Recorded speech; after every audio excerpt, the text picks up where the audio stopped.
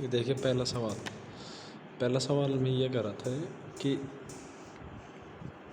3 के क्रमागत गुणजों का योग।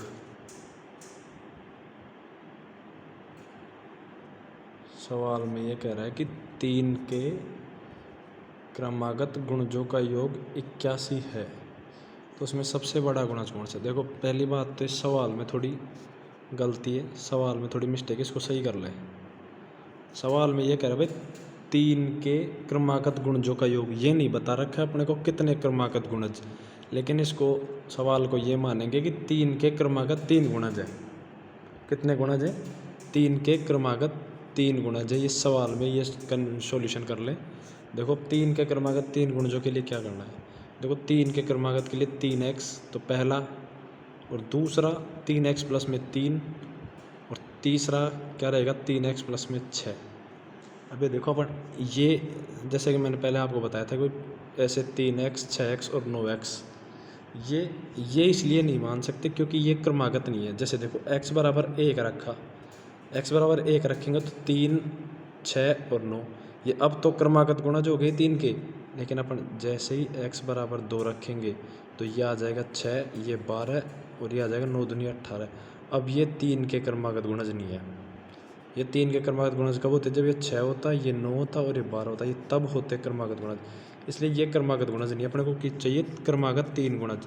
तो ये 3x, 6x और 9x इसलिए नहीं मानेंगे अपन क्योंकि इससे क्या है, x का मान 1 रखने पर तो आ रहा है, लेकिन 2 रखने पर क्रमागत गुणज नहीं आ रहा है। इसलिए क्रमागत के लिए क्या करेंगे, जैसे 3x, और 3x के बाद में 3 ही और जोड़ देंगे, 3x प्लस में 3, ये 3 का क्रमागत का दूसरा गुणज आ गया, और 3x प्लस में 3 में 3 और जोड़े तो 3x प्लस में 6 आ गए, ये 3 क्रमागत गुणज आ गए।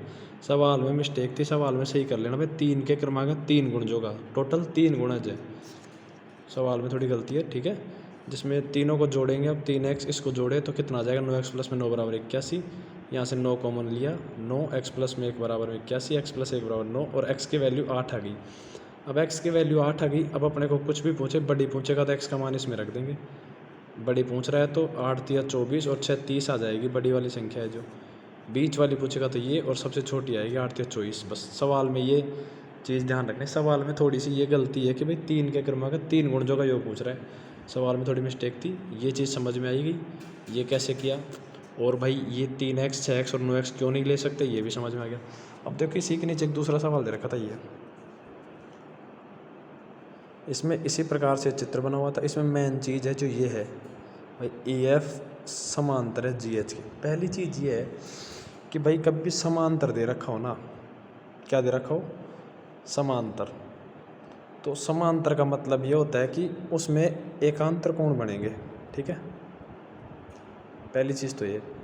लेकिन इसमें एकांतर कोण वाला लफड़ा नहीं है। इसमें देखो मेन चीज़ क्या है, देखो ये जो भुजा बन रही है, देखो ये यहाँ से ये है FG।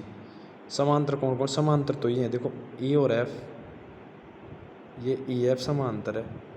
EF किसके समांतर है, इस GH के समांतर है। ये G और H के समांतर है। देखो समांतर में क्या है, समांतर जैसे ये रेखा है, मान लो ये रेखा है, ये रेखा समांतर है इस रेखा के समांतर है। जैसे ये रेखा है जो इस रेखा के समांतर है। समांतर होने का मतलब ये है भाई, ये जिस कोण पे ये रेखा बनी हुई है ना, उसी कोण पे ये है। जैसे ये ऐसे है तो ये ऐसे ही रहेगी, मतलब जितना ये इधर के साइड में कोण बन रहा है उतना ही ये रेखा इधर के साइड में बनाएगी, और जितना ही इस रेखा के इधर के साइड में कोण बन रहा है उतना ही ये इधर बनाएगी। देखो इस चीज़ को मैं एक बार दोबारा और समझाता हूँ। समांतर का लफड़ा क्या है, देखो ये ऐसे मान लो, जैसे आप कहते हैं ये समांतर, देखो जैसे ये लाइन ऐसे रह जाएगी, ये ज़्यादा टेढ़ी बना दी इसके अपन ऐसे। ये जो लाइन है यदि इस रेखा के समांतर है, इस वाली रेखा के समांतर है, तो जो ये वाला कोण रहेगा ना, ये इसके बराबर रहेगा, क्योंकि दोनों बाहर बाहर वाले कोण, भाई इस रेखा के बाहर वाला कोण और इस रेखा के बाहर वाला कोण बराबर, इस रेखा के अंदर वाला कोण और इस रेखा के अंदर वाला कोण बराबर है। बस इसमें कुछ भी नहीं है, सवाल में यही था। ये 115 दे रखा था, ठीक है। अब ये 115 दे रखा है, तो ये कोण है, अब ये रेखा और ये रेखा समांतर है, तो जो ये कोण है ये किसके बराबर होगा, ये कोण होगा इस वाले कोण के बराबर में। अब देखो इस वाले कोण को कैसे निकालेंगे, इस वाले कोण को कैसे निकालेंगे भाई, ये पूरी रेखा सीधी रेखा है, ये सीधी रेखा है, तो ये सीधी रेखा है, तो ये टोटल कितना कोण हो जाएगा, ये 180 हो जाएगा। अब 180 में से ये 115 घटेगा तो ये अपने आप ये बच जाएगा, देखो तो ये बचेगा, ये +32 बराबर हो जाएगा 180 माइनस 115 के, ये आ जाएगा, यहाँ से a की वैल्यू 33 आ जाएगी। अब देखो इसको ऐसे भी कर सकते हैं अपन कि देखो अपने को पता है कि भाई ये कोण 115 है, इस रेखा का जो भाई का कोण है ये 115 है, तो इस रेखा का क्योंकि ये समांतर है, तो इस रेखा का जो बाह्य कोण बनेगा, यानी ये वाला जो कोण बनेगा, ये वाला कोण है, ये 115 के बराबर हुआ। भाई ये बाह्य का कोण 115 है, तो ये बाह्य का कोण 115, तो ये 115 है, तो ये टोटल मिला कितना हो जाएगा, ये 180, मतलब कि a प्लस में 32 प्लस में 115 बराबर में 180। यहाँ से इन दोनों को जोड़ के उधर घटाएंगे तो वही a बराबर में 33 डिग्री आ जाएगा, ठीक है।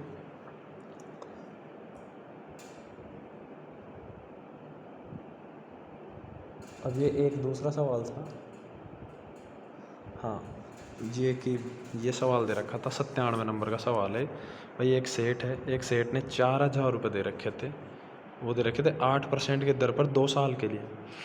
एक आदमी को तो दिए थे, इसने सवाल को पढ़ने में पता चलेगा भाई, एक आदमी को तो दिए थे उसने साधारण ब्याज पर, और एक आदमी को दिए थे चक्रवृद्धि ब्याज पर। तो इस सवाल ये कह रहा है भाई जो चक्रवृद्धि ब्याज पर जिसको दिया है, पहली बात तो है भाई ज़्यादा ब्याज किस पे आएगा, अपने को पता है भाई ज़्यादा ब्याज चक्रवृद्धि ब्याज पे आता है, और कहना ये चाहता है कि भाई चक्रवृद्धि ब्याज पर उसने कितना ज़्यादा रुपये कमाया, साधारण ब्याज की तुलना में चक्रवृद्धि ब्याज पे कितना ज़्यादा कमाया। तो इसको अपन सोल्व कर लेंगे। पहले तो इस पे 4000 रुपये पे 8% की दर पर 2 साल के लिए साधारण ब्याज निकालेंगे, 2 साल का आ गया 640 रुपये। इसी प्रकार से अपन जैसे कि उसके लिए चक्रवृद्धि ब्याज निकालेंगे, वो चक्रवृद्धि ब्याज देखो ये 4000 है, 4000 की राशि पर दर कितनी थी 8%, 8% को अपन क्या लिख सकते हैं 8/100, तो इसको 8/100 से गुणा किया, देखो 4000 को 8/100 से गुणा किया, ये पहले साल के लिए आया, ये 8/100 आया पहले साल के लिए, 8/100 करेंगे 320। पहली चीज़ ये कि जो पहले वर्ष के लिए चक्रवृद्धि ब्याज और साधारण ब्याज बराबर होता है, ये पहले वर्ष का है, ये बराबर है, ठीक है। अब दूसरे वर्ष के लिए आ गया, ये दूसरे वर्ष के लिए इसने किया है, इसको 8/100 से करेंगे तो यही 320 आ गया। अब दूसरे वर्ष के लिए जो पहले वर्ष का ब्याज था साधारण ब्याज, इस पर भी ब्याज लगेगा, जैसे कि आपको पता है 320 पे ब्याज। अब 320 पे वही 8/100 से करेंगे तो वही 25.6 आ गया, ठीक है। अब चक्रवृद्धि ब्याज टोटल कितना आया है, चक्रवृद्धि ब्याज टोटल आएगा, इन तीनों को जोड़ देंगे 320 और 225.6 को, तो 665.6 आ गया। 665.6 में से 640 घटा देंगे, क्योंकि 640 साधारण ब्याज है, ये कहना चाह रहे ज़्यादा कितना ब्याज है, तो जो चक्रवृद्धि ब्याज में से साधारण ब्याज घटा देंगे, चक्रवृद्धि ब्याज में साधारण ब्याज, तो ये 25.6 रुपये ज़्यादा मिलेंगे उसको चक्रवृद्धि ब्याज पे देने में। अब देखो मैं एक चीज़ समझाना चाहता हूँ, जैसे कि मैंने आपको पहले बताया था भाई ये 4000 है, 4000 पे 2 साल के लिए ऐसे निकालते हैं, ये 8/100 से गुणा किया इसको, तो ये आया 320, तो ये आया, ठीक है, 320 ही ये आया, ठीक है। तो ये जो 320 और 320 जो निकाला है ना, ये 320 और ये 320, ये साधारण ब्याज है, ये साधारण ब्याज है, 8/100 से गुणा करके ये साधारण ब्याज है भाई, ये पहली साल के लिए ब्याज, ये दूसरे साल के लिए ब्याज, दोनों साल के लिए ब्याज कितना आ जाएगा, ये 640 रुपये आ गया। चक्रवृद्धि ब्याज में क्या होता है, ब्याज पे ब्याज जुड़ जाता है, जैसे ये पहली साल का ब्याज है, दूसरे साल के लिए इस पे ब्याज जुड़ जाएगा, यानी ये 25.6 है। तो कहने का मतलब ये है कि ये जो ब्याज है ना, ये ब्याज ये एक्स्ट्रा है भाई, कुल मिला के ये पूरा तो ओवरऑल 2 साल के लिए चक्रवृद्धि ब्याज है, ये तीनों मिला के, और 2 साल के लिए साधारण ब्याज कितना होगा इसी राशि पर, 2 साल के लिए ये होगा 320 और 320, और टोटल मिला के चक्रवृद्धि ब्याज कितना होगा ये होगा। तो अपने को पता है भाई ज़्यादा कितना है, ज़्यादा है 25.6। तो या तो ये 2 बार निकाल लेंगे अलग, या तो अलग पहले साधारण ब्याज निकालो, फिर अलग से चक्रवृद्धि ब्याज निकालो, और फिर इसमें से घटाओ तब जाके आएगा, या फिर इसको सीधा कर सकते हैं अपने ऐसे ही भाई, अपने को पता है ये 2 साल के लिए चक्रवृद्धि ब्याज है, और सॉरी ये 2 साल के लिए तीनों मिला के चक्रवृद्धि ब्याज है, और ये 2 मिला के साधारण ब्याज है, तो एक्स्ट्रा कितना है 25.6 रुपये ज़्यादा लिया है उसने। एक ऐसे सवाल दे रखा था ये अपने को, 1 मिनट, हाँ ये सवाल दे रखा था 104 नंबर, देखो इसमें कुछ भी नहीं है, 104 नंबर को अपन ध्यान से देखेंगे। ये पूरा ये आयत दे रखा था। इस आयत में क्या दे रखा है, ये जो पूरी लाइन है ये कितनी है, 40 है। ये आयत में क्या होता है, आमने सामने की भुजाएं बराबर होगी। देखो ये पूरा 40 है तो ये लाइन भी पूरी 40 होगी। अब यदि ये लाइन पूरी 40 होगी, इस पूरी लाइन 40 में से देखो ये यहाँ से लेके और यहाँ तक तो 12 दे रखा है, और यहाँ से लेकर यहाँ तक दे रखा है 8। समझ रहे हो ना, ये यहाँ से लेकर यहाँ तक तो 8 दे रखा है, और यहाँ से लेकर यहाँ दे 12। तो 12 और 8 20, यानी बची हुई, यानी ये दूरी कितनी हो गई, बची हुई दूरी है जो 20 हो गई। यानी ये 20 लिख दिया यहाँ पे, देखो 20 लिख दिया, ये 20 है।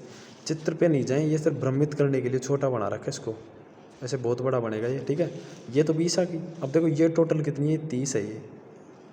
ये टोटल 30 है तो ये भी 30 होगी। मतलब ओवरऑल ये जो पूरी आएगी ये 30 होगी।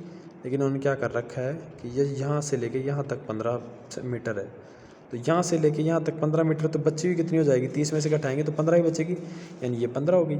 यानी ये जो आयत बना है इसका छायांकित भाग का क्षेत्रफल पूछ रहा था। यानी आयत कितना है, आयत की लंबाई तो कितनी होगी 15 और चौड़ाई होगी 20, यानी इसका क्षेत्रफल कितना आ जाएगा, लंबाई गुणा चौड़ाई 20 गुणा 15, 300 मीटर स्क्वायर आ जाएगा। और कुछ भी नहीं है ये चीज़ छोटी सी, ठीक है। एक सवाल और दे रखा था इसी के नीचे, 105 नंबर है। भाई कोई घन है तो घन का संपूर्ण पृष्ठीय क्षेत्रफल दे रखा है, तो उसने 48 मीटर स्क्वायर, 48 वर्ग मीटर।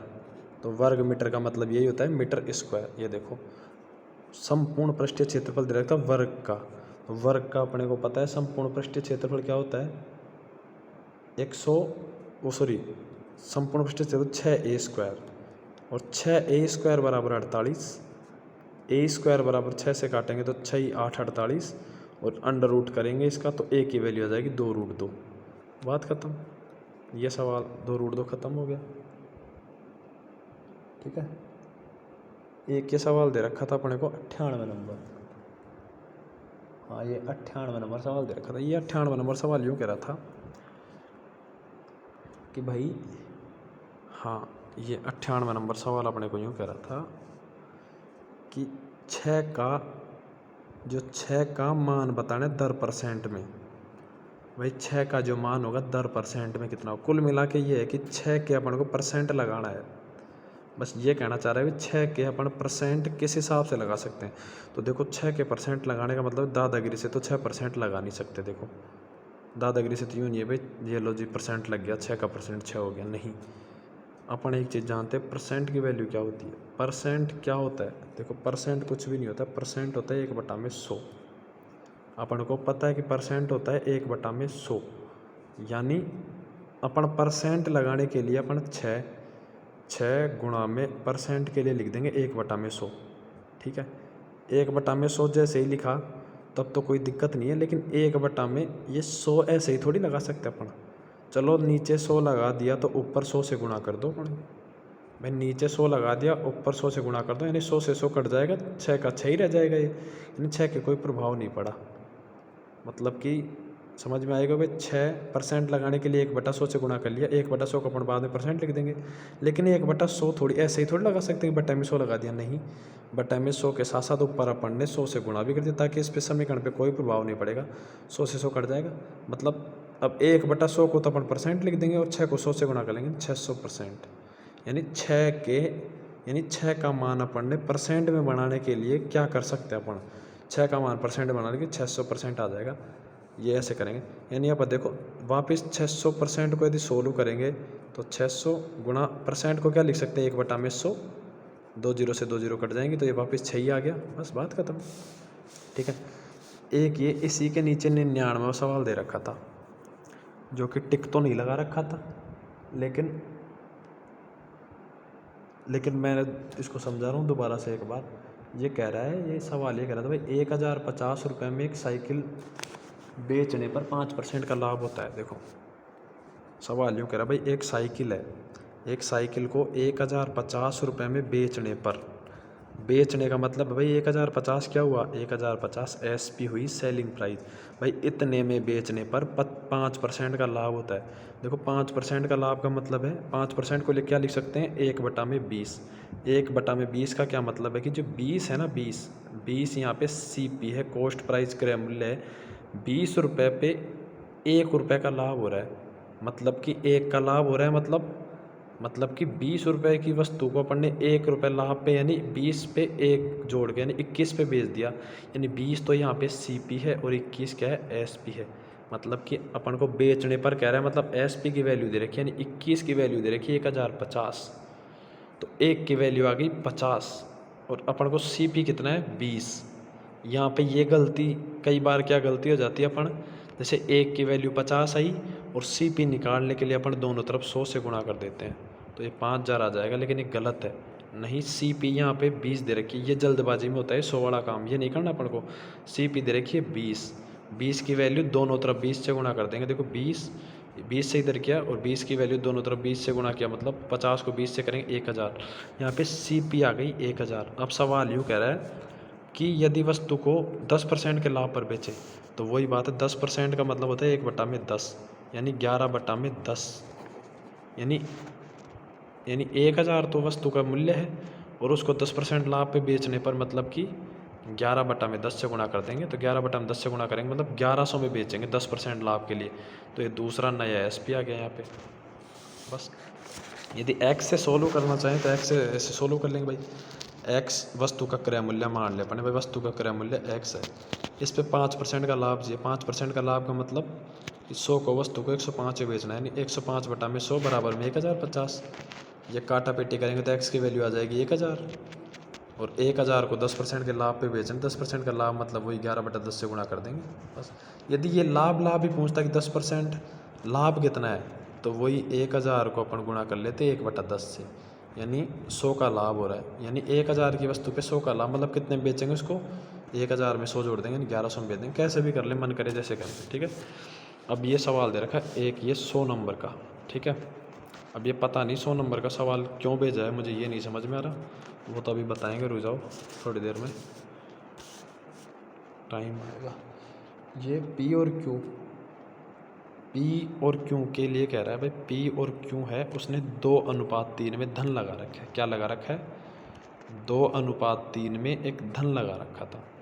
तो देखो 2:3 में धन लगा रखा, तो ये यूँ कह रहा है कि भाई जो P है ना, P ने 1 वर्ष तक कार्य किया, ठीक है, और बाद में 1 वर्ष तक काम उसने छोड़ दिया और फिर Q ने ही काम जारी रखा, और Q ने 2 साल बाद में, वो फिर सवाल कर रहा है कि Q जारी रखता है और 2 वर्ष के अंत में उसने लाभ बता रखा है। तो इसका मतलब ये है कि 2 वर्ष के अंत में, मतलब Q ने तो 2 साल काम किया लेकिन P ने 1 साल ही किया, तो 2:1:3:2 अनुपात आ जाएगा 2:6। काटा पेटी करेंगे, 2 से कटेगा 1:3, 4 आ गया कुल मिला के लाभ, यानी जो अनुपात है 4 आ गया, 1 और 3 4, 4 की वैल्यू दे रखी थी 26,000, 1 की वैल्यू होगी 6500। अब मन आया जिसका निकालो, क्योंकि निकालेगा तो दोनों तरफ 3 से गुणा कर देंगे। देखो 3 की वैल्यू 3 गुणा 6500, या फिर 1 की वैल्यू कहता तो वो 6500 आ ही रही है। अब 3 गुणा 6500 का मतलब है 19,500 रुपये आएगा क्यों का ये लाभ, ठीक है। ये 194 नंबर का सवाल दे रखा था, ये देखो 1 मिनट, किधर गया सवाल,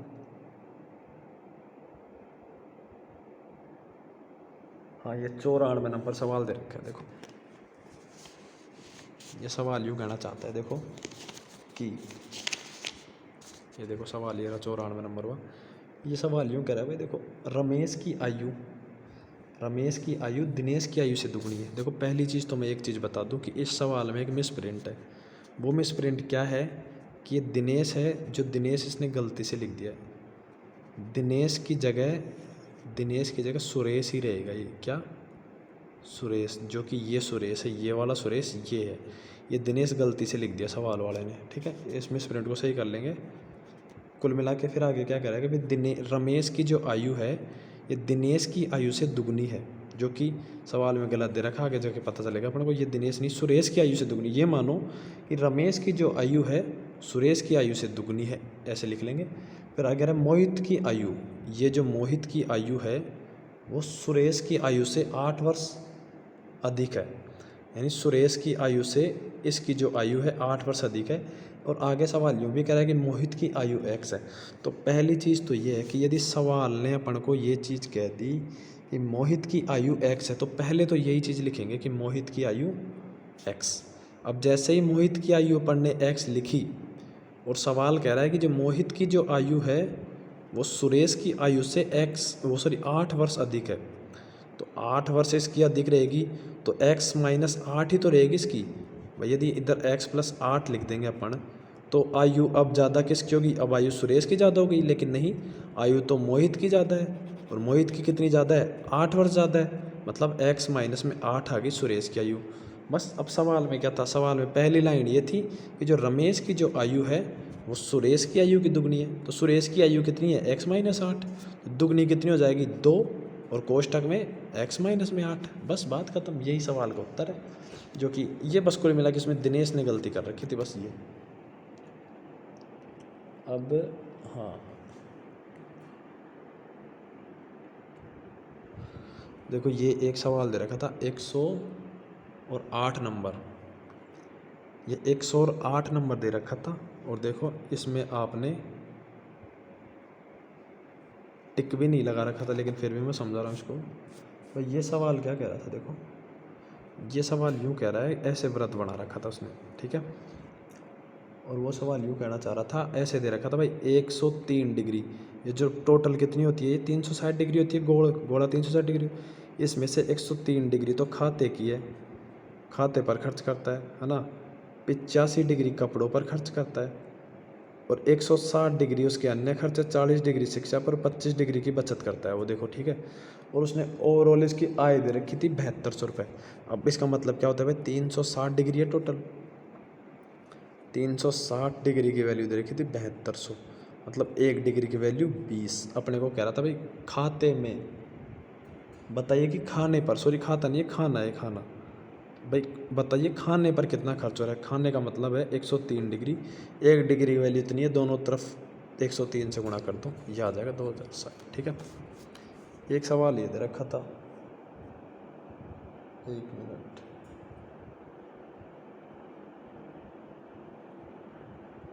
हाँ ये 108वां सवाल है भाई, ये 108वां सवाल दे रखा था। सवाल देखो क्या है, एक प्रतिष्ठान द्वारा अपने वार्षिक बजट के वेतन में उसका जो टोटल जो क्या है, उसका जो टोटल, ये 107वां भी है क्या ये,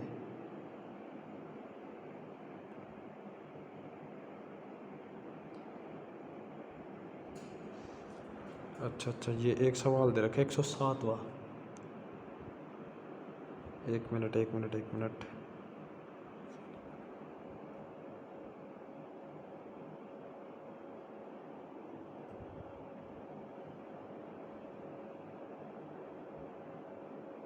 ये पता नहीं कौन सा सवाल मैंने लिख रखा है, ये शायद 107वां है भाई। जो जिसका उत्तर नहीं बताऊँ उसको अगली वीडियो में भेज देना।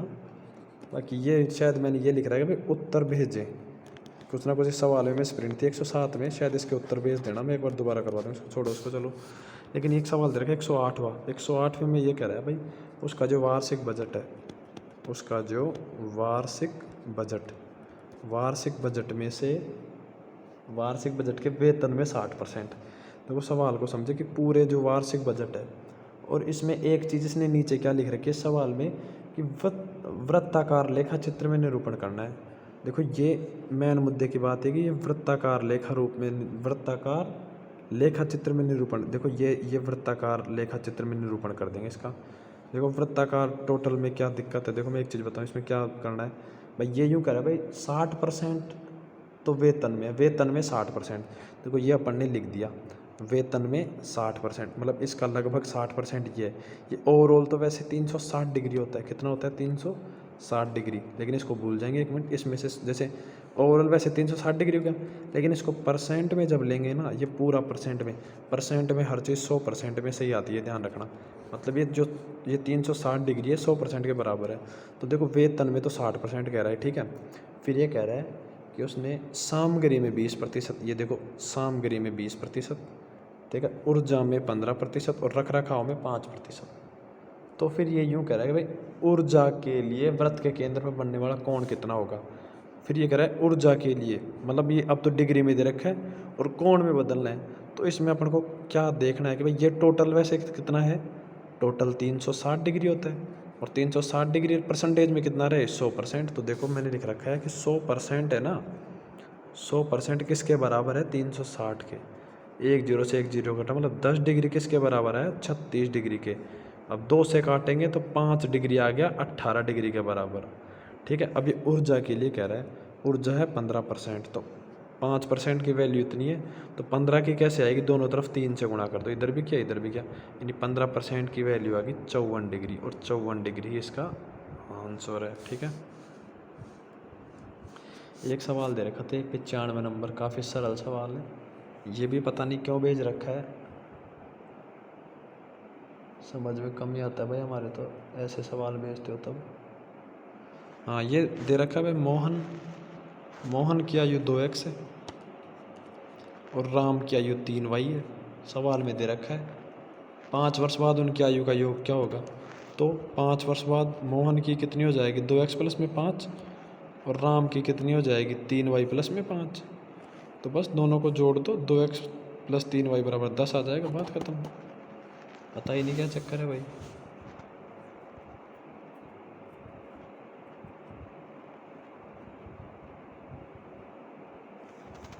ये देखो एक सवाल दे रखा था, ये अंतर वाला 97 नंबर वाला, ये पहले भी समझा रखा है, दोबारा और समझा देता हूँ। देखो 2 वर्ष के लिए जब कोई कहे अपने को 2 वर्ष के लिए अंतर यानी चक्रवृद्धि ब्याज यानी CI यानी कंपाउंड इंटरेस्ट, चक्रवृद्धि ब्याज माइनस SI यानी साधारण ब्याज सिंपल इंटरेस्ट, यानी CI और SI का जो अंतर है 2 वर्ष के लिए क्या रहेगा, P मूलधन गुणा में है R बटा में 100 का होल स्क्वायर। ये 2 वर्ष के लिए, देखो 3 वर्ष के लिए क्या होगा, ये 3 वर्ष के लिए, 3 वर्ष के लिए CI माइनस SI बराबर में P और R बटा में 100 का स्क्वायर और बराबर में 300 प्लस में R बटा में 100।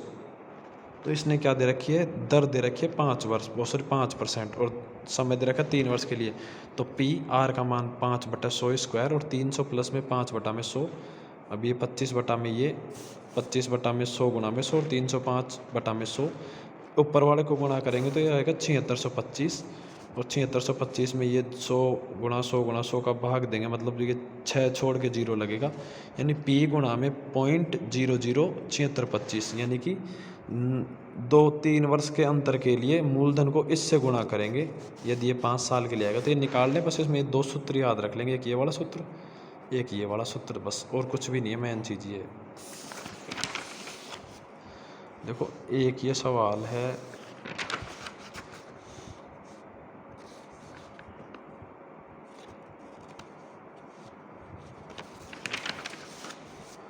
एक ये सवाल दे रखा है ये वाला, ये 101वां सवाल है। देखो 101 में देखो वही चीज़, इसमें मैं आपको फिर बता दूं कि ये जो L है ना, L ये M के समांतर है, यानी L समांतर है M के, यानी ये दोनों जो रेखाएं हैं वो समांतर है। देखो इनमें देखो मोटी मोटी चीज़ मैं इसमें समझाने की जो कोशिश कर रहा हूँ आपको, क्या है, एक मिनट, हाँ ये मोटी मोटी चीज़ मैं इसमें आपको समझाने की कोशिश कर रहा हूँ। देखो ये है, इसमें कुछ भी नहीं है। देखो मेन चीज़ तो ये है, देखो इसको आप अपने स्तर से सोल्व भी कर सकते हैं। देखो ये वाला कोण है, देखो ये जो कोण 1 है, सिर्फ कोण 1, ये यहाँ से लेके यहाँ तक बनेगा, ये कोण 1, ये कोण 1 है, ये कोण 3 के बराबर है, कोण 1 कोण 3 के बराबर है। क्यों? क्योंकि इन दोनों के शीर्ष हैं जो एक ही हैं। ये देखो ये जो इनका शीर्ष है समान है, जो इसका शीर्ष है वही, तो इन्हें क्या कहेंगे, शीर्षाभिमुख कोण। जैसे जब मैंने लिख रखा है कोण 1 बराबर में कोण 3, ऐसे ही ये कोण जो 2 है ये कोण 4 के बराबर है, ये भी शीर्षाभिमुख कोण हो गए। ऐसे ही कोण 5 है, ये कोण 7 के बराबर है, और कोण 6 है, कोण 8 के बराबर है। ये देखो मैंने लिख रखे हैं शीर्षाभिमुख कोण सारे के सारे, 1 बराबर 3, 2 बराबर 4, 5 बराबर 7, 6 बराबर में 8, ये शीर्षाभिमुख कोण है, ठीक है। अब मेन चीज़ देखो मैंने फिर बताई, जो समांतर रहेंगी जो रेखाएं, ये रेखा समांतर है, तो इनमें एकांतर जो कोण बनेंगे वो सबसे मेन है। और एकांतर कोण कैसे बनते हैं? जेड बन के, यानी ये जो कोण आएगा ये बराबर रहेगा इसके, ठीक है। ये होते हैं एकांतर कोण, ये कोण इसके बराबर हो। और यदि मान लो ऐसे दे रखा हो जेड उल्टा, तो ये जो कोण होंगे ये इसके बराबर होंगे। देखो इसमें एकांतर कोण कहाँ बन रहा है, देखो देखो ये जो लाइन है ये यूँ आई और ये यूँ आके ये यूँ बन गया, ये जेड बन गया। देखो ये यूँ उड़ के यूँ ये जेड बन गया, यानी ये जो कोण 3 है ना, ये कोण 5 के बराबर रहेगा। ये ध्यान रखने वाली चीज़ें हैं ये एकांतर कोण होते हैं, ठीक है। ऐसे ये उल्टा जेड बन रहा है, ये यहाँ से लेके और ये यूँ, ये देखो यूँ, ये देखो यहाँ से लेके ये यूँ, यानी ये कोण 2 है ना, ये कोण 8 के बराबर होगा। ये फिक्स है, ये एकांतर कोण है। यदि समांतर रहेंगे तो लिख रखा है कोण 3 बराबर में कोण 5 और कोण 2 बराबर में कोण 8, ये एकांतर कोण है, ठीक है।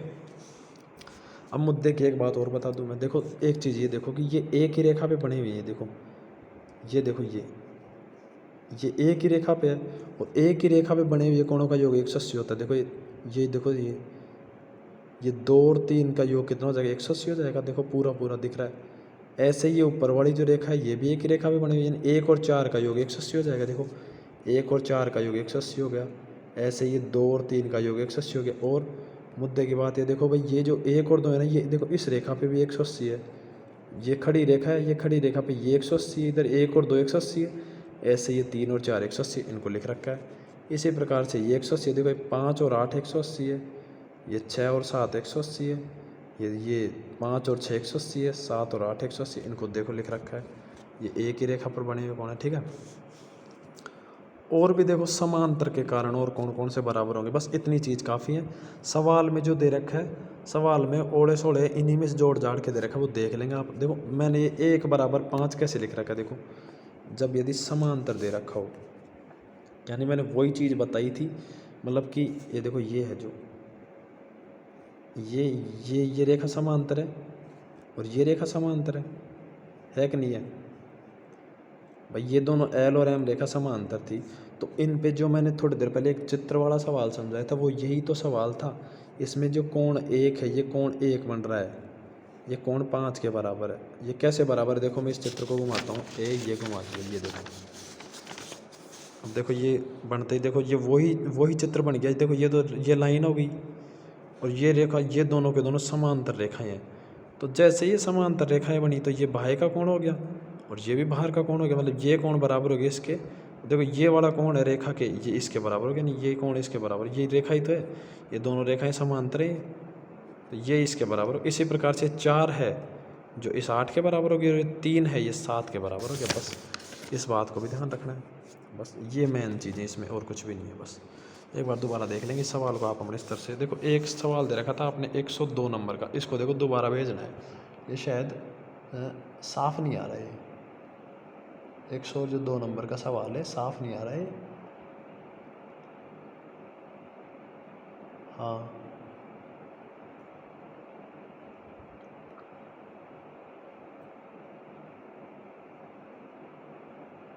हाँ, ये क्या है? ये इसी के नीचे है।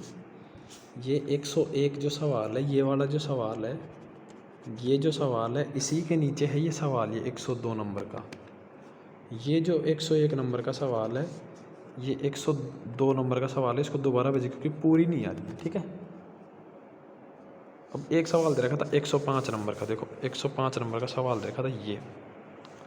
इसमें दो चीज़ कह रहा भाई, जो आकृति में जो क्षैतिज पर बने आयताकार भाग का, देखो मैं एक चीज़ बता दूं आपको, ये तो क्या होता है ऐसे जो आड है ये ज़मीन पे ऐसे, इसको कहते हैं क्षैतिज।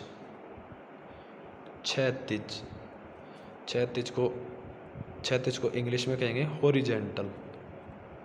जैसे अपने जो अक्षांश होते हैं वो हॉरिजेंटल होते हैं, ठीक है।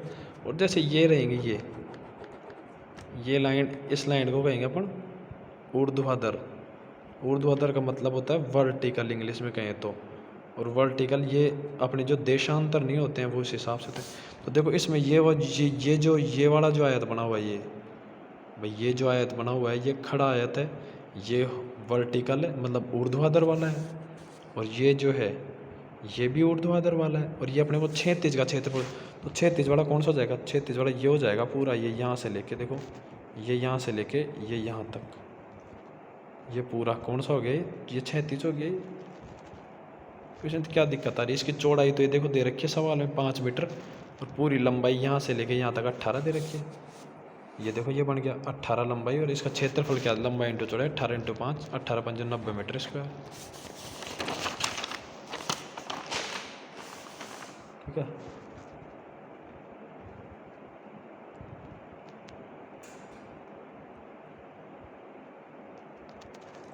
एक देखो ये सवाल था, ये 97 नंबर का।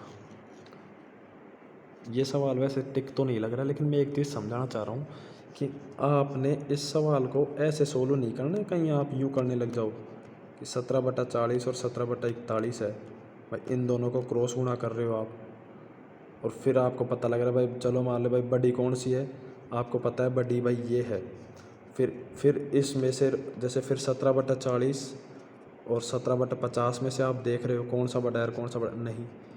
ये खैर बेस्ट तरीका है, लेकिन ऐसे तरीके तब सोल्व करेंगे जब ऊपर नीचे दोनों ही अलग अलग हो। देखो इसमें ऊपर तो सब में सेम ही दे रखा है 17 17 17 17, भाई यदि ये सेम नहीं होता ना 17 17 17 सेम नहीं होता, तब जाके आप वो तरीका लगा सकते हो, लेकिन इसमें तो सेम दे रखा है। अब इसमें देखो मुद्दे की बात क्या है, यदि अपन 17 में 17 का ही भाग देते तो कितना आ रहा है, 1 आएगा।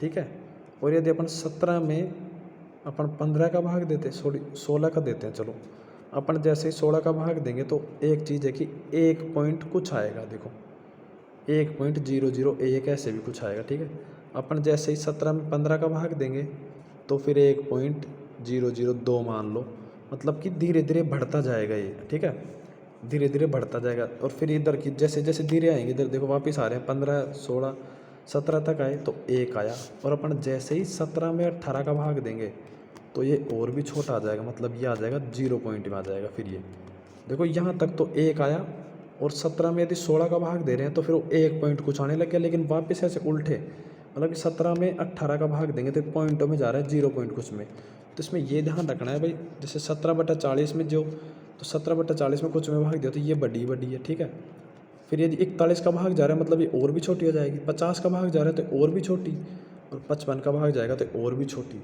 मतलब सबसे छोटी तो ये है और सबसे बड़ी ये है, इसलिए भाग नहीं दें, बेसिकली तरीके से सोचें। देखो एक सवाल दे रखा था, 99वां सवाल दे रखा है। 99वां सवाल क्या कह रहा है, 99वां सवाल यूँ कह रहा है भाई 4 घड़ियाँ हैं, 4 घड़ियों में देखो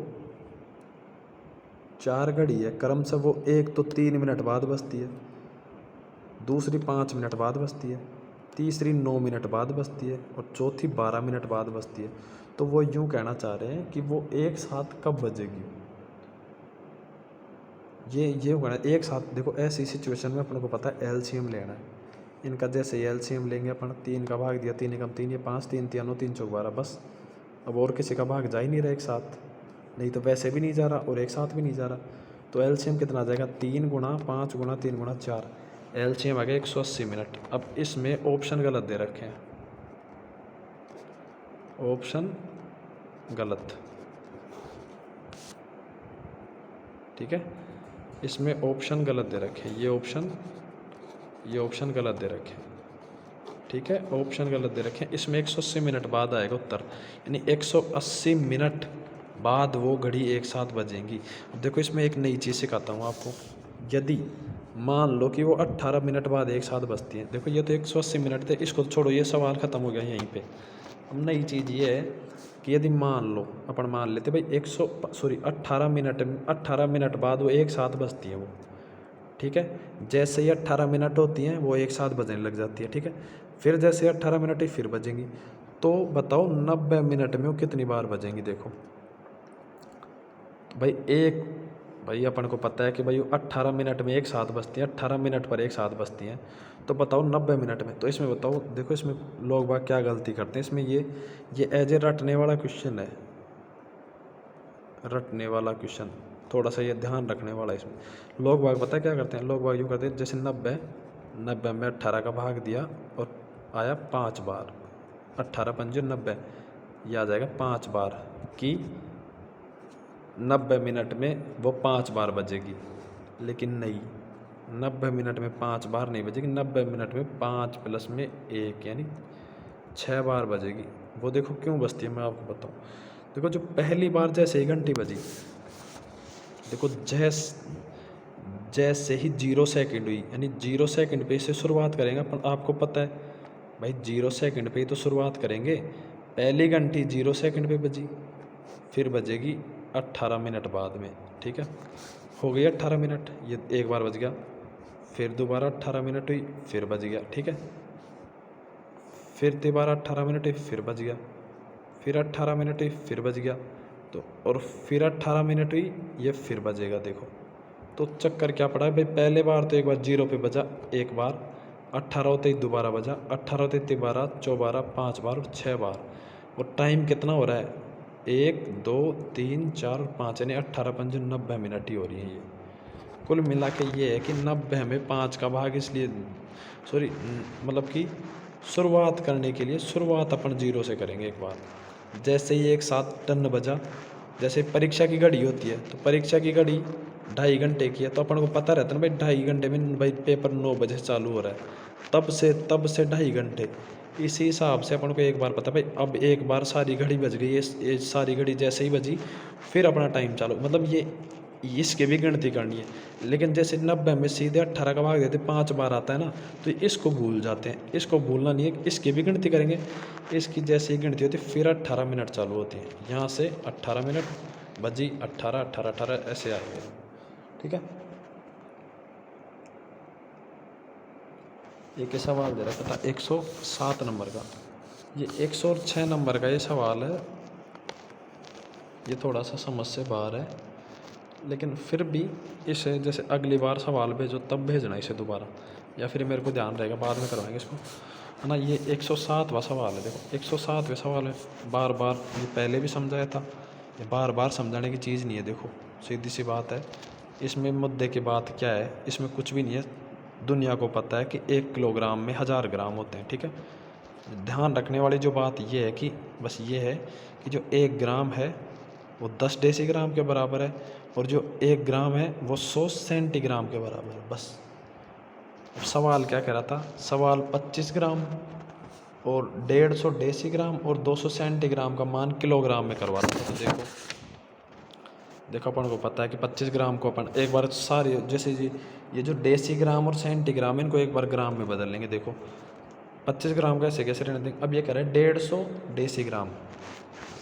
देखो 150 डेसीग्राम, यानी कि इस इक्वेशन को लेंगे, 1 ग्राम बराबर में 10 डेसीग्राम, 1 ग्राम बराबर में 10 डेसीग्राम। अब देखो ये 10 डेसीग्राम है, अब 10 की जगह अपन को कितना करना है, 150।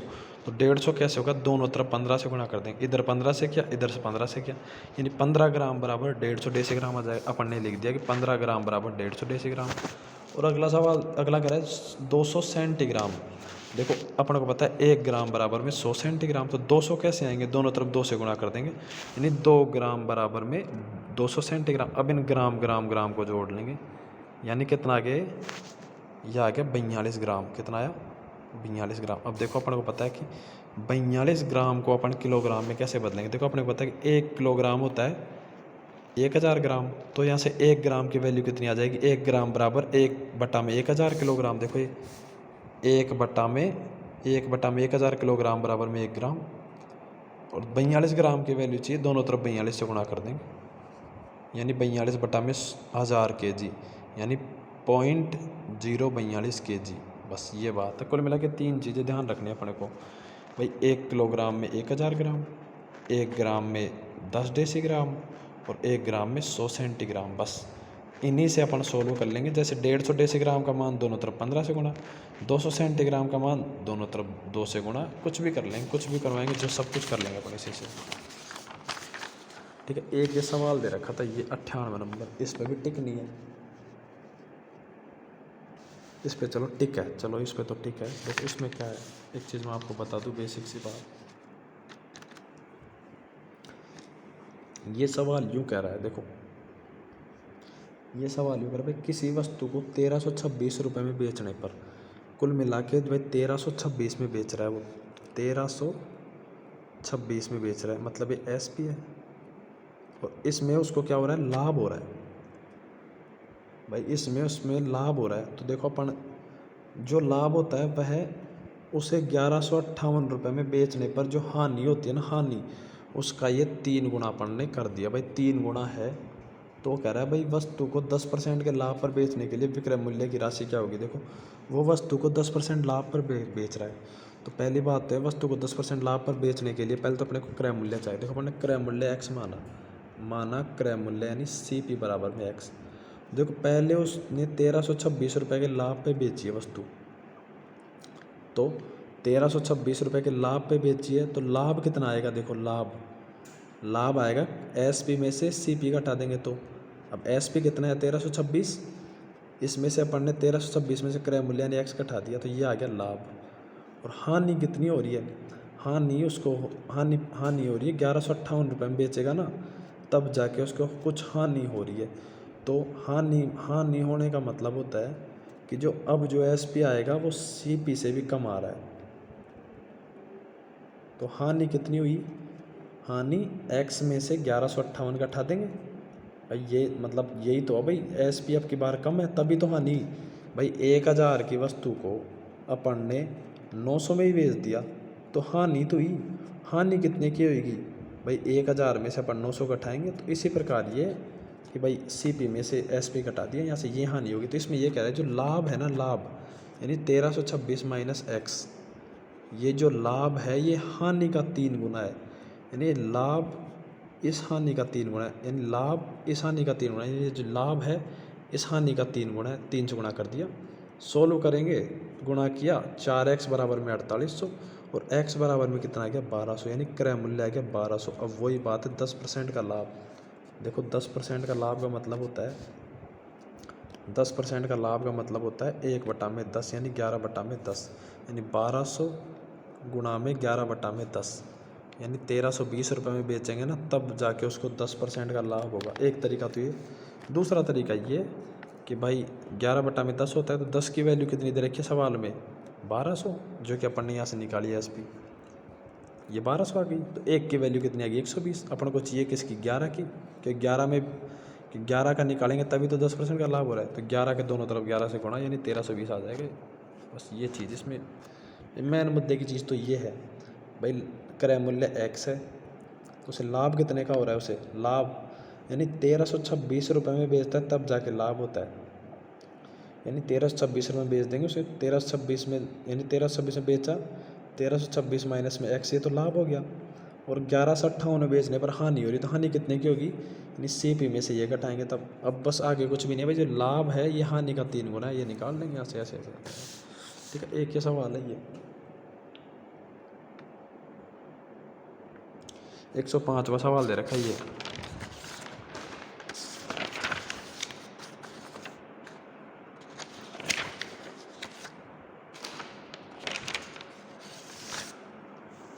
ये 2 सवाल हैं ऐसे, देखो 105वां सवाल कर रहा है भाई, किसी परिवार में 5 सदस्यों के लिए कोई भोजन सामग्री है, 5 सदस्यों के लिए भोजन सामग्री 16 दिनों तक चलती है, और 3 नए मेहमान और आ जाने से सामग्री कितने दिनों के लिए हो जाएगी, कितने दिनों के लिए हो जाएगी। तो ये क्या कह रहा है, देखो इसमें एक सूत्र ध्यान रखना है अपन को, M1D1 H1 बटा में W1, M2 D2 H2 बटा में W2।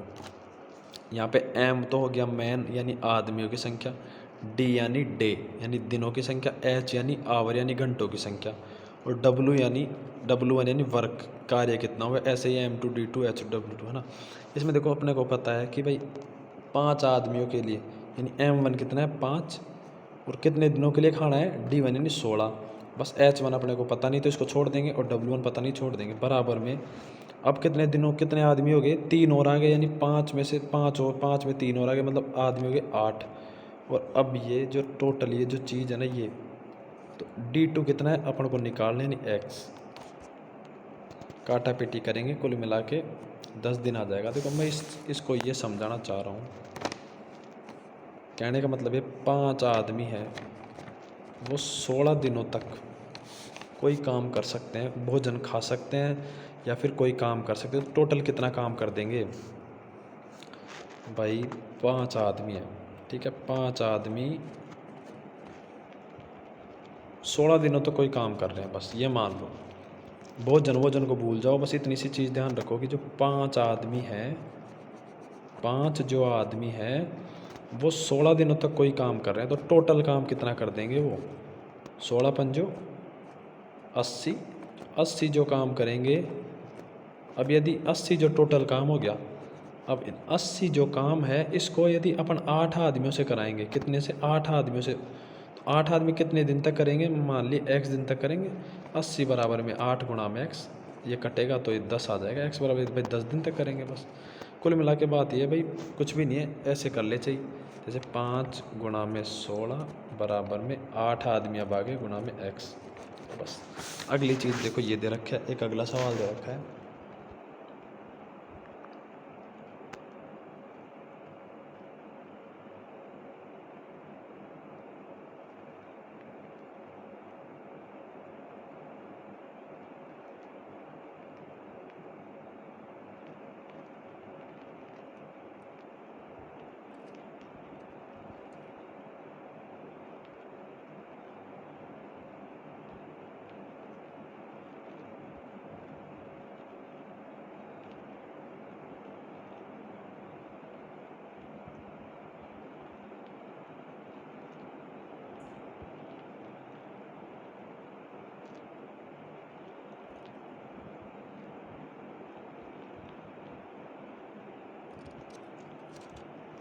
एक 103वां सवाल था। ये यूं कह रहा है भाई, एक शिविर है और एक शिविर में 96 व्यक्तियों के लिए 40 दिन का भोजन सामग्री है। वही बात है, 96 व्यक्तियों के लिए 40 दिन का भोजन सामग्री है। यदि इसी भोजन सामग्री को वो 60 आदमियों को खिलाएं तो वो कितने दिन चलेगी? तो ऐसे कर लेंगे भाई, 96 गुणा 40 बराबर में 60 गुणा में एक्स की वैल्यू आ जाएंगे 64 दिन। अब देखो मैं एक चीज़ समझाना चाह रहा हूँ भाई, इसमें भोजन को भूल जाएंगे अपन। भोजन क्या है वो यूँ कहना चाहता भाई, कोई 96 आदमी है, कोई काम को कितने दिनों में करते हैं? 40 दिन में करते हैं। ये मान लो ये 96 आदमी है और 40 दिन में कोई काम कर रहे हैं। तो 96 आदमी 40 दिन में कोई काम करे, टोटल काम कितना हो जाएगा? टोटल काम इतना ही हो जाएगा जितना 96 गुणा 40 को गुणा कर लेंगे। और यदि इसी काम को जो टोटल इन्होंने काम किया है, इसी काम को वो 60 आदमियों से कराना चाहें, कितने आदमियों से? 60 आदमियों से, तो कितने दिन लग जाएंगे? तो 60 आदमियों से कराएंगे तो मान लेंगे x दिन लग गए, 60 गुणा में x जो इसके बराबर में आ जाएगा। काटा पेटी करेंगे तो ये चीज़ आ जाएगी। देखो ये ऐसे ऐसे काटा पेटी करेंगे, ज़्यादा गुणा पहले गुणा नहीं करेंगे। वही बात दोबारा बता रहा हूँ, पहले गुणा नहीं करेंगे, आराम से कट पिट रहा है। 0 से 0 काट दिया, 2 से काटा, 2 दूनी 4, वो सॉरी हाँ 2 दूनी 4 और 2 तिया 6, 3 आ गया। 3 को इससे काट देंगे, 32 आ गया। x बराबर 64 आ जाएगा। कुल मिला के बात इसमें कुछ भी नहीं है। इसमें यह है भाई 96 आदमी 40 दिनों तक काम कर रहे हैं, तो टोटल काम कितना हो गया? ये काम हो गया। इस काम को यदि 60 आदमी करेंगे, 60 आदमी गुणा में x, बस ये चीज़ इसमें। देखो एक सवाल दे रखा था, 109वां सवाल।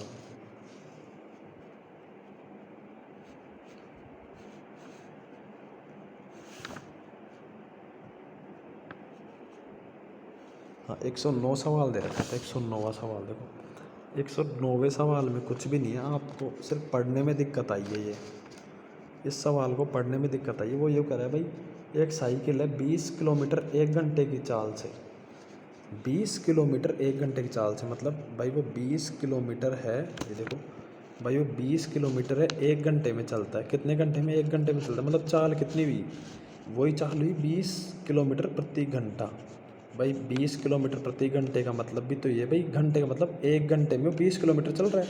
वो यही चीज़ कहना चाह रहा है कि भाई 20 किलोमीटर वो 1 घंटे में चल रहा है, तो एक चाल होगी। तो वो यूँ कह रहा है कि यदि वो 80 किलोमीटर की दूरी तय करेगा तो कितने समय में करेगा? तो अपने को पता है चाल बराबर में दूरी बट्टा समय। चाल दे रखा है 20, दूरी दे रखी है 80, टी निकाल लेंगे। 80 बटा में 20, 4 घंटे। घंटे क्यों आया है? क्योंकि नीचे है जो घंटे में, यहाँ हमारे बात करते हैं।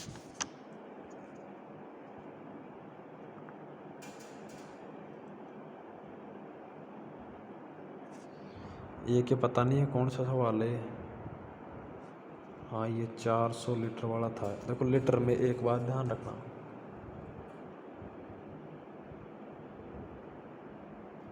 हाँ 117वां सवाल था ये।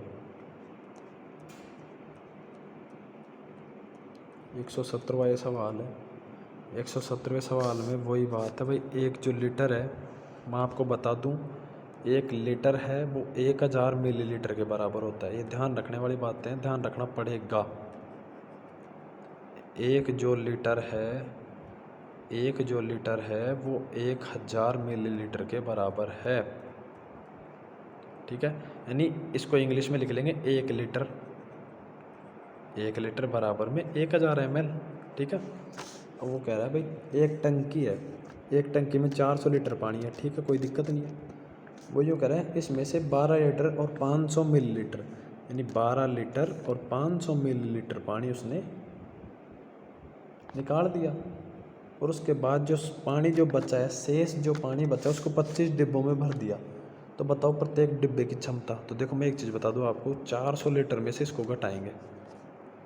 इसको घटाने के लिए क्या करेंगे भाई, 500 ml को भी घटाना, तो इधर कुछ ml भी लिखेंगे। तो 400 लीटर में से 1 लीटर अपन इधर ले लेंगे, जैसे हासिल लेते हैं ना, जैसे ही 1 लीटर इधर लिया तो 1 लीटर यहाँ लिख देंगे, और ये 399 लीटर रह जाएगा जो यहाँ लिख दिया अपन ने। अब 1 लीटर की जगह अपन ने क्या लिख दिया, 1000 ml। और घटाएंगे कितना, ये घटा लेंगे, 12 लीटर बराबर 500 ml। इसमें से ये घटाएगा तो कितना बचेगा, 500 ml, और इसमें से ये घटाएगा 387 लीटर। अब देखो मैं एक चीज़ बता दूँ आपको कि अब ये पानी बच गया 387 लीटर 500 ml, इसको 25 डिब्बों में भरना है। तो प्रत्येक डिब्बे में कितना बट पाएगा भाई, टोटल पानी तो ये है, पूरा टोटल पानी ये है, और इसको 25 डिब्बों में भरना है, तो एक डिब्बे में भाग दे लेंगे। अब इसमें भाग देने के लिए क्या है, अप्रोक्सीमेशन आएगा, मतलब कि पूरा टोटल एग्जैक्ट वैल्यू नहीं निकालने अपन को, इसमें अपन को लगभग वैल्यू निकालनी, लगभग क्या रहा है। तो अपन एक 500 ml को भूल जाएंगे। अपन जैसे ही 387 में 25 का भाग देंगे तो अपने पास आएगा लगभग, भाग देने पर 15 लीटर। 15 लीटर तो आएगा। तो ऑप्शन में अपन देखेंगे तो 12, 13, 14, 15 है। तो अपन को पता है 15 लीटर तो आएगा ही आएगा, बस इसके बाद में और कोई ऑप्शन है नहीं। तो 15 लीटर वाले को टिक कर देंगे।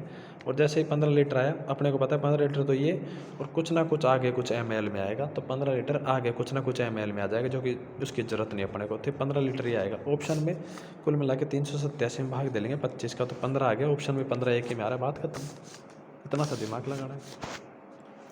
एक ही सवाल दे रखा था, कोई 92वां सवाल है। 92वां सवाल है। 92वां सवाल क्या कहना चाह रहा है भाई, कोई संख्या है, ठीक है, कोई संख्या है 5 अंकों की। 5 अंकों की सबसे बड़ी संख्या बतानी है जो 7 से विभाजित हो। सवाल यूँ कह रहा है अपन को। तो देखो मैं एक चीज़ बता दूँ कि ऐसे सवाल निकालने के लिए वो एलसीएम तो तब लेते हैं जब ऐसे दे देंगे भाई 4, 5 और 6 और 8 से विभाजित होनी चाहिए, तब जाके एलसीएम निकालते हैं। लेकिन ये सीधा ही कह रहा है कि 5 अंकों की बड़ी से बड़ी संख्या जो 7 से विभाजित। देखो 5 अंकों की सबसे बड़ी से बड़ी संख्या होती है ये 5 अंकों की सबसे बड़ी से बड़ी संख्या है। इससे बड़ी 1,00,000 हो जाएगी, वो 6 अंकों की हो जाएगी। ठीक है, तो ये जो संख्या इसमें 7 का भाग देंगे अपन। जैसे ही भाग दिया एक बार जाएगा, 7 एकम 7, 2 बचे, 9 फिर उतार लिया, 7 चौका 28, 1 बचा, फिर 9 उतार लिया, 7 दूनी 14, 5 बचे, 9 फिर उतार लिया, भाग देते रहेंगे, लास्ट में बचा 4। 39 माइनस में 35 आएगा, 7 पंजे 35, जो 5 यहाँ पे है वो 4 बचा। कुल मिला के बात ये है कि भाई ये जो संख्या है ये 7 से तो पूर्णतः विभाजित नहीं है, लेकिन इस संख्या में भाग देने पर शेषफल 4 आ रहा है। मतलब कि यदि 4 शेषफल नहीं आएगा तो ये संख्या पूर्णतः विभाजित हो जाएगी 7 से। तो अपन करते हैं इसमें से ही 4 घटा देते हैं। इसमें से जैसे ही 4 घटाया अपन ने तो ये 99 5 आ गया यहाँ पे। बस मतलब कि ये जो संख्या है ये अब 7 से पूरी तरह विभाजित है। ये जो संख्या है ये 7 से पूरी तरह विभाजित भी हो गई, ये संख्या 7 से पूरी तरह विभाजित भी हो गई, और 5 अंकों की 5 अंकों की सबसे बड़ी संख्या है ये। 5 अंकों की सबसे बड़ी संख्या जो 7 से पूरी तरह विभाजित, 5 अंकों की से बड़ी संख्या तो ये है, लेकिन ये 7 से पूरी तरह विभाजित नहीं है। इसमें भाग देने पर 4 शेषफल आ रहा है, तो शेषफल इसमें से 4 ही घटा देते हैं ना भाई। कुल मिला के बात ये है कि 9 है, 9 नहीं 10 ले लो आप, 10 10 में यदि 3 का भाग देंगे, अपन को देखो कुछ नहीं है, अपन को देखो हाँ ये मानो भाई एक अंक की सबसे बड़ी से बड़ी संख्या बतानी जिसमें 2 का पूरा पूरा भाग जाता हो, 2 का पूरा पूरा। अब देखो एक अंक की अपने को पता है बड़ी से बड़ी संख्या क्या है, एक अंक की बड़ी से बड़ी संख्या 9, तो अपन को पहले 9 में 2 का भाग दे लेंगे। जैसे ही 2 का भाग दिया 4 बार जाएगा, 8 आ गया, यहाँ पे एक शेषफल बचा। तो अभी 2 का पूरा पूरा भाग तो नहीं जा रहा, लेकिन एक शेषफल बच रहा है, मतलब कि 9 में से 1 घटा देते हैं तो 8 आ गया। अभी 8 है ना, जो ऐसी एक अंक की बड़ी से बड़ी संख्या जिसमें 2 का पूरा पूरा भाग जा रहा है, बस यही खेल है, इसमें कुछ भी नहीं है। एक सवाल दे रखा था, एक कोई 116वां सवाल है। 116 सवाल में कुछ भी नहीं है, ये पता नहीं है सवाल क्यों भेजते हो भाई।